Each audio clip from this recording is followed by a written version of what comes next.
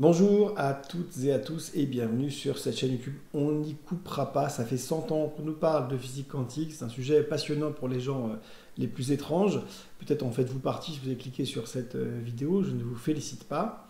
Mais il faut qu'on en parle parce que voilà, il y a vous avez vu toute une programmation internationale à ce sujet et on est une chaîne malgré tout de science et donc il faut qu'on mette notre pierre à l'édifice. Alors, c'est pas simple de parler de physique quantique quand on parle de psychiatrie d'habitude, parce que la psychiatrie, ça se passe à une échelle macroscopique, c'est des grosses molécules, dans un environnement chaud, alors que la physique quantique s'applique plutôt aux tout petites choses comme les atomes, et plutôt à des températures plus fraîches, on va dire. Donc vous voyez que c'est pas évident d'essayer de mêler les deux sujets. On pourrait se dire que en fait, la physique quantique juste ne s'applique pas à notre sujet. C'est un petit peu plus compliqué que ça, parce que je vous rappelle que la psychiatrie, c'est aussi beaucoup de génétique et d'épigénétique. L'épigénétique, pour rappel, c'est ce qui permet à la génétique de s'exprimer, c'est les modalités selon lesquelles les gènes vont, oui ou non, être exprimés. Et ça, c'est quand même une échelle plus petite, alors pas tout à fait quantique, mais où la physique quantique peut avoir éventuellement un impact. Et justement, on va voir ça avec cette étude, moi que j'ai trouvée très intéressante, dont vous trouverez donc les références sur votre écran, qui s'intéresse à l'effet des phénomènes quantiques sur quelque chose de petit qu'on appelle l'ADN. Alors, est-ce que vraiment il y a quelque chose de pertinent? Alors c'est un sujet de recherche, on est vraiment dans la recherche pure à ce niveau-là, on est vraiment dans les hypothèses, parce que finalement c'est un sujet qui est émergent, et donc on en saura certainement plus dans quelques dizaines d'années, mais pour l'instant on n'en sait pas grand-chose. Alors on va raisonner avec, les auteurs vont nous aider à raisonner. Donc, petit rappel de l'épigénétique, ici vous avez le chromosome, et ensuite, de plus en plus petit, vous voyez, quand on déroule avec la chromatine, ensuite l'ADN, et ensuite les brins d'ADN qui s'enroulent autour des histones, des ribosomes. Et voilà. Donc, on voit que l'épigénétique, c'est-à-dire la manière dont on va lire l'ADN, dont le corps va lire l'ADN pour exprimer ou non l'ADN qui est lu en ARN messager et en protéines, on voit qu'à plein d'étapes, il est possible d'influencer la lecture de cet ADN, parce que s'il est déroulé, il va être lisible. S'il est tout enroulé, on ne pourra pas le lire, on ne pourra pas l'exprimer. Bref, il y a plein de facteurs qui vont venir ici influencer l'expression de l'ADN. Alors, les hypothèses concernant la mécanique quantique, les phénomènes quantiques. Alors d'abord, on va partir d'une hypothèse de base, c'est que on suppose qu'on va trouver des éléments dans la mécanique quantique qui peuvent avoir un effet sur l'expression de l'ADN. On va appeler ça une couche quantique de l'épigénétique. Il y a la méthylation, il y a plein de paramètres d'enroulement, de ribosomes, de machin, de trucs. Mais on va émettre l'hypothèse qu'il y aurait aussi une couche quantique, que la physique quantique aurait une influence sur l'expression de l'ADN. Alors, quand on continue à dérouler la pelote de la logique, on va se dire qu'est-ce qui, dans les phénomènes connus de physique quantique, pourrait avoir un effet sur l'ADN et donc son expression? Il y a ce qu'on appelle le transfert de charge ou d'exciton, qui est une sorte de semi-particule, on va dire. Et donc ça, c'est un phénomène, on va dire, électrique. D'accord? Et on sait que à une échelle quantique, il y aura des mouvements de ces charges, et que ces mouvements de charge, ces mouvements électriques, on pourrait dire, ils vont avoir un impact sur l'expression de l'ADN. Donc déjà, on a un rationnel pour se dire, tiens, il y a déjà un petit point comme ça, on peut voir le lien entre expression de l'ADN et physique quantique. Il y a un deuxième élément, c'est le spin. Le spin, c'est des électrons qui ont une charge X ou Y, et vous savez, par exemple, quand vous avez un aimant, ça veut dire que quelque chose qui est aimanté, c'est quelque chose dont l'ensemble des spins des électrons sont dans le même sens. Quand c'est le bordel, quand il y en a 100 000 à droite, 100 000 à gauche, ça s'équilibre, et du coup, le matériau n'est pas aimanté. Mais quand tout est comme ça, comme des bons obsessionnels, tous en randonnion, au même niveau, là, ça crée, pour faire simple, un aimant. Et donc, comme on sait que la physique quantique, et notamment en raison de la structure de l'ADN, on va voir ça plus loin, a un impact sur le spin, on émet l'hypothèse que peut-être qu'il y aura des phénomènes quantiques qui vont amener les brins d'ADN à créer une sorte de champ magnétique à certains endroits, qui va peut-être faire en sorte qu'il y aura une conformation tridimensionnelle qui va impacter la lecture de cet ADN, et donc qui va faire que cette protéine qui aurait dû être exprimée grâce à la lecture de l'ADN, finalement elle ne va pas arriver, et donc il y aura soit une maladie, soit un problème, soit X ou Y. Voyez. Donc vous voyez que rationnellement, intellectuellement, il y a des phénomènes quantiques dont on sait qu'ils peuvent avoir un effet sur l'ADN. Donc vous voyez que l'idée n'est pas folle. D'accord ? Alors la troisième hypothèse, c'est que cette couche épigénétique quantique, elle va interagir de manière soit synergique, soit antagoniste avec les autres couches d'épigénétique. On a vu la méthylation de l'ADN, etc. Tout ça peut soit aller dans le même sens dans certains cas, soit aller dans un sens différent. Donc on va émettre cette hypothèse que les phénomènes quantiques vont être des phénomènes parmi d'autres, et qu'ils vont soit compenser, soit aller dans le sens de ces phénomènes habituels, bien reconnus pour eux, pour ces phénomènes-là, on sait, ils sont bien établis, il n'y a pas de souci. Ok. Un autre prérequis dans notre hypothèse, c'est que un certain nombre des mécanismes qui amènent à la lecture et à l'expression de cet ADN en ARN messager et en protéines, ou de conformation tridimensionnelle, c'est-à-dire l'enroulement sur les histones, etc., eh bien, un certain nombre de ces phénomènes ne vont pas annuler, ne vont pas effacer les effets quantiques de la couche quantique, pour faire simple. C'est-à-dire, ça veut dire quoi? Ça veut dire que la couche quantique, elle peut vivre pour elle-même, c'est-à-dire qu'elle n'est pas vraiment la dernière roue du carrosse, ou si un autre phénomène se passe, ça annule tout ce qui s'est passé sur le plan quantique. Non, on a des raisons de croire que ces phénomènes quantiques dont on a un petit peu parlé tout à l'heure, ils vont être suffisamment solides, on pourrait dire, pour que d'autres phénomènes en jeu ne les annulent pas, pour faire simple. Alors, la dernière hypothèse, c'est que tout ça, effectivement, a une pertinence dans nos conditions de température et de pression. Puisque, comme je vous l'ai dit tout à l'heure, d'habitude, en théorie de la physique quantique, c'est plutôt pour des températures très basses, et c'est plutôt pour des choses extraordinairement petites. Or là, on est quand même pas sur des températures très basses, loin là, on est sur très élevé, 37 degrés, c'est quand même une température extraordinairement élevée pour la physique quantique. Et donc, on va émettre l'hypothèse que ces phénomènes quantiques peuvent exister à cette température. On va voir tout à l'heure, ça c'est les hypothèses, on va voir tout à l'heure s'il y a des raisons de penser que ces hypothèses sont vraies, bien sûr. On ne va pas se contenter juste de parler des hypothèses, je vous rassure. Ok. Alors, il y a donc plusieurs considérations à prendre en compte. La structure dynamique de l'ADN, il faut vraiment comprendre que l'ADN, ce n'est pas un morceau de bois hyper... quoique le bois c'est souple, mais un morceau de métal hyper solide et qui ne bouge pas. C'est quelque chose qui est globalement en mouvement, qui est asymétrique. On dit que c'est une chiralité, c'est-à-dire que quand vous le mettez devant un miroir, les images ne sont pas superposables.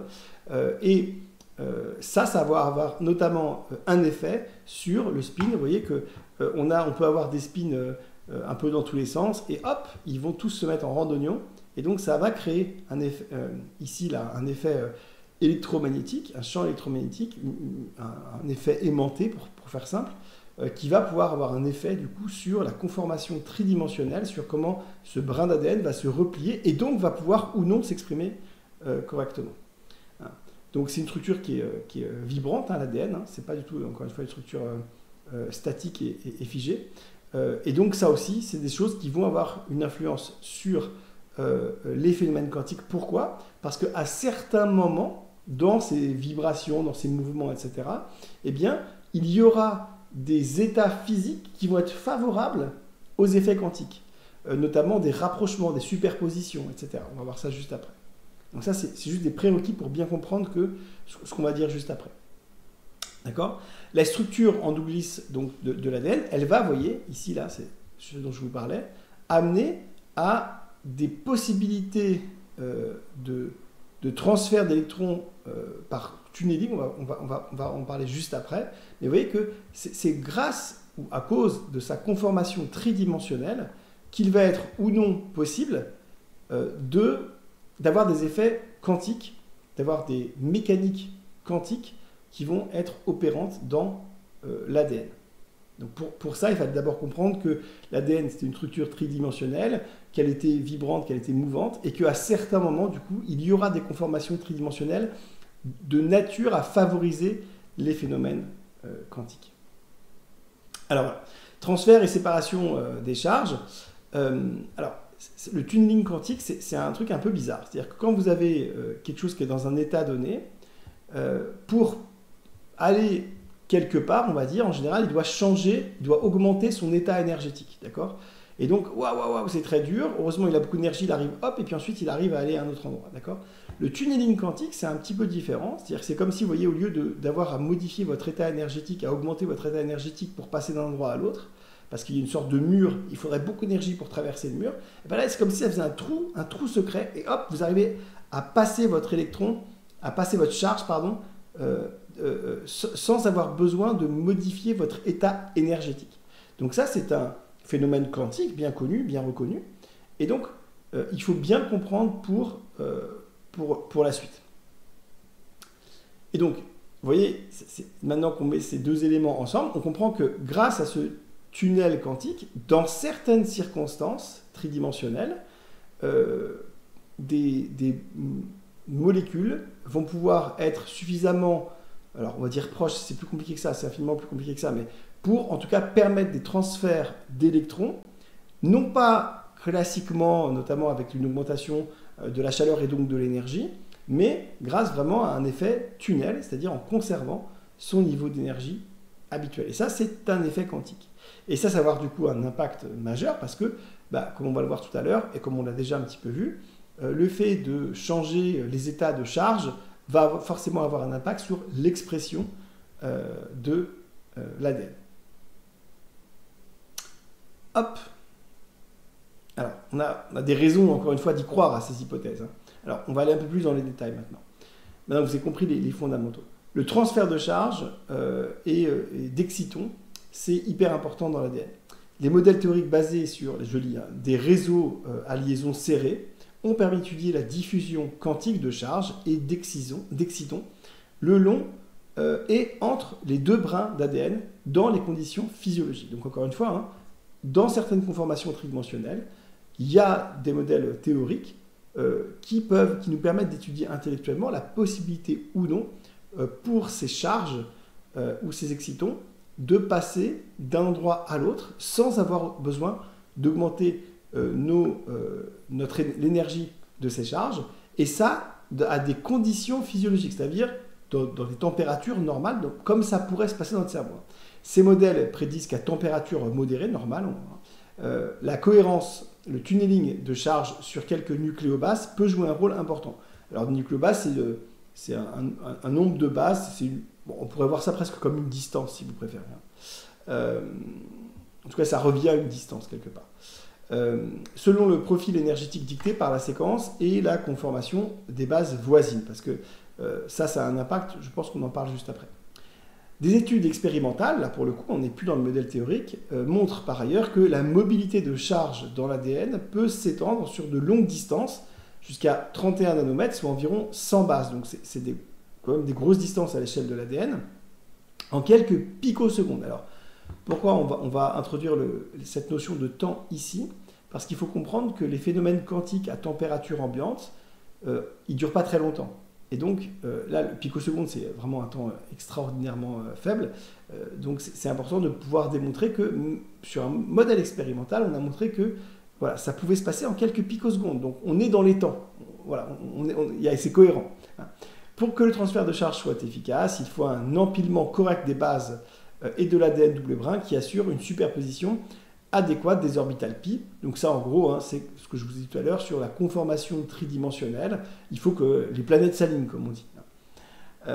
Des perturbations peuvent freiner ce transfert, créant ainsi des zones distinctes en termes de potentiel transfert de charge. Bah oui, c'est-à-dire qu'il y a plein d'éléments physiques qui peuvent faire en sorte que ce transfert de charge par des tunnels quantiques, notamment, ne se passe pas. Et donc, c'est probablement quelque chose qui n'est pas partout, tout le temps. C'est quelque chose qui est discret, de temps en temps, qui est quantifiable, on pourrait dire. Les données actuelles indiquent l'existence de deux mécaniques coexistants. Donc le transfert cohérent par tunneling sur de courtes distances, 3 à 4 bases, favorisé par la vibration des bases avec leur orbital pi superposé. Donc c'est ce qu'on a dit, c'est-à-dire que un phénomène quantique de transfert de charge vraiment à très courte distance. Pourquoi ? Grâce à la conformation tridimensionnelle que prend l'ADN grâce à ses propriétés, notamment vibratoires, etc. Et le trophère classique, thermique, donc, où là, vraiment, vous voyez, c'est celui-là, hein, hop, on augmente le niveau d'énergie. Voilà, donc par saut entre domaines de base bien empilés. Alors de plus, une interaction entre ces empilements de base, souvent déclenchés par la lumière, peut faciliter le transfert sur des distances encore plus longues. L'ensemble de ces dynamiques modifie les propriétés électrostatiques, hein, comme je vous disais tout à l'heure, locales de l'ADN, c'est-à-dire que ça va vraiment avoir un effet de charge électrique, de champ magnétique, ce qui peut influencer la liaison des protéines. Donc, quand on va lire l'ADN, par exemple, par conséquent, la régulation de la transcription, c'est-à-dire comment l'ADN va être lu et donc transformé ensuite en protéines, notamment en conditions de stress oxydatif. Alors, la sélectivité de spin induite par la chiralité de l'ADN. Donc là, c'est ce schéma-là, hein. C'est-à-dire que la conformation tridimensionnelle de l'ADN est chirale. Encore une fois, ça veut dire que si on le met face à un miroir, eh bien, un plan, il n'y aura pas de superposition possible. Et techniquement, pour des raisons très mécaniques, en fait, ça va favoriser de mettre les spins des électrons au garde à vous. Hein, vous voyez, on passe de cette situation à cette situation. Donc, pardon, je lis. Hein. La structure chirale de l'ADN implique que le transfert d'électrons dépend également de leur spin. Ainsi, lorsque des électrons traversent l'ADN, ceux-ci sont filtrés selon leur orientation de spin, conduisant à une accumulation de spins identiques dans certaines zones. Ça va encore une fois créer une sorte de champ magnétique, un décalage par rapport au reste des zones de l'ADN. Des expériences ont démontré que ce transfert de charge dépendant du spin qui engendre une polarisation se produit dans l'ADN double brin. Cependant, l'impact précis de cette sélectivité de spin sur les propriétés chimiques ou structurelles de l'ADN reste à approfondir. Voilà. On suppose que le fait de créer des endroits où les charges sont complètement différentes, où la polarisation est complètement différente, où les champs magnétiques sont complètement différents, on suppose que ça va avoir un impact sur la lecture de l'ADN, sur la conformation tridimensionnelle même peut-être de l'ADN, mais ça reste à approfondir. Notamment, on a observé que ce phénomène est renforcé dans l'ADN endommagé par oxydation, suggérant un lien possible avec la structure moins conductrice. Ce mécanisme, souvent désigné sous un terme barbare, pourrait également réduire la rétrodiffusion cohérente des électrons, améliorant ainsi le transfert de charge. Donc ça, c'est vraiment des mécaniques, c'est vraiment de la mécanique, quoi, hein, de la technique. Voilà. Alors, les interactions avec les couches épigénétiques chimiques. Donc ça, c'est aussi un élément très important. Il a été démontré expérimentalement que le transfert de charge dans l'ADN n'est pas empêché ou considérablement réduit par la méthylation de l'ADN ou la lésion des histones. C'est ce que je vous disais tout à l'heure. Cette idée qu'on suppose que les phénomènes quantiques ne seront pas fondamentalement annulés par les autres phénomènes épigénétiques, eh bien, ça a été démontré expérimentalement. Cette idée n'était pas folle, hein. La mécanique quantique qui va avoir un impact sur l'ADN n'est pas considérablement réduite par les autres mécaniques par exemple de méthylation de l'ADN ou de liaison des histones. Ainsi, les mécanismes épigénétiques chimiques classiques ne bloquent pas les effets quantiques potentiels. Donc cette surcouche quantique épigénétique, eh bien, elle n'est pas idiote pour cette raison-là également. En revanche, certains processus, je peux vous passer les détails, mais effectivement, peuvent l'altérer, mais pas tous. Donc ça veut dire que dans certaines conditions, eh bien, cette couche quantique va tout à fait s'exprimer. Et effectivement, dans d'autres conditions, non. Mais bon, voilà. Alors, de plus, la guanine étant la base la plus facilement oxydable, vous savez qu'il y a 4, enfin, c'est un peu compliqué, mais 4 bases dans l'ADN, la guanine étant la plus facilement oxydable, et on a vu que l'oxydation jouait un élément important, eh bien, elle agit comme un piège à charge, hein, les charges positives stables sur une paire guanine-cytosine. Un effet accentué dans les doublons ou triplets de guanine appelé charge sinks, siphon à charge, voilà, on a un peu l'image. Cela suggère que la délocalisation et la séparation de charges pourraient jouer un rôle dans le ciblage ou la facilitation des modifications épigénétiques, telles que la méthylation de la cytosine dans les dinucléotides cytosine-guanine. Donc ça veut dire quoi? Ça veut dire qu'en plus de ça, on a des éléments qui nous font penser que quand il y a ici, vous voyez, cytosine, guanine, comme ça, qui s'enchaînent de cette manière-là, eh bien, il y aura des variations du niveau d'énergie et donc de charge qui vont faciliter les effets quantiques sur l'expression de l'ADN et donc sur l'épigénétique. Alors, l'environnement cellulaire, il joue beaucoup. L'action de la couche quantique dans les conditions cellulaires ambiantes, elle est importante à prendre en compte.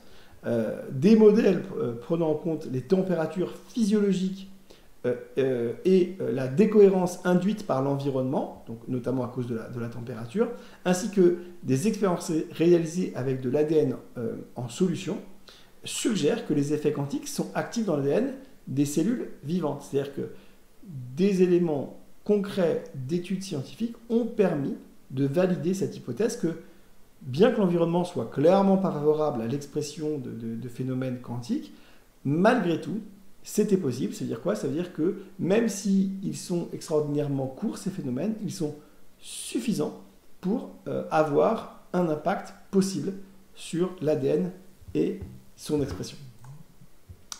Donc, par ailleurs, l'ADN est exposé à de multiples stimuli physiques, qu'ils soient intracellulaires ou extracellulaires, les radiations, les champs magnétiques, les réactions générant des radicaux chargés, donc pareil, qui vont avoir une influence électrique, qui peuvent déclencher et modifier les processus quantiques décrits. Une couche épigénétique quantique pourrait ainsi contribuer à expliquer les réponses physiologiques aux différents stress environnementaux. Ben oui, puisque vu que les stress environnementaux ont un impact, y compris un impact, je dirais, électrique, eh bien, à ce moment-là, la physique quantique pourrait, notamment les mécaniques quantiques qu'on a explorées ici, pourrait expliquer ou participer à une partie de l'explication des réponses physiologiques à ces différents stress qu'on vient d'exposer. Donc, en conclusion, le rôle des phénomènes quantiques, il est potentiel, potentiellement important. Il pourrait jouer un rôle essentiel dans la régulation de l'ADN, influençant des processus biologiques fondamentaux. Alors essentiel, je ne sais pas, mais en tout cas, un rôle non négligeable. Les interactions épigénétiques, oui, ces phénomènes quantiques, ils interagissent avec les mécanismes connus déjà de l'épigénétique, enrichissant notre compréhension de la biologie moléculaire. C'est-à-dire que c'est comme, on a une hypothèse que, en plus des mécanismes habituels d'épigénétique, on en a peut-être un en plus, et qui est basé sur des phénomènes quantiques. Et du coup, ça ouvre évidemment des nouvelles perspectives en biologie, c'est évident, mais il fallait malgré tout le rappeler. Donc, si vous voulez, on est dans une situation où on est en pleine découverte. On comprend que ce qui nous semblait impossible il n'y a encore pas si longtemps que ça, à savoir que la physique quantique puisse avoir un impact sur la biologie humaine, l'expression de l'ADN, eh bien aujourd'hui on pense que c'est possible.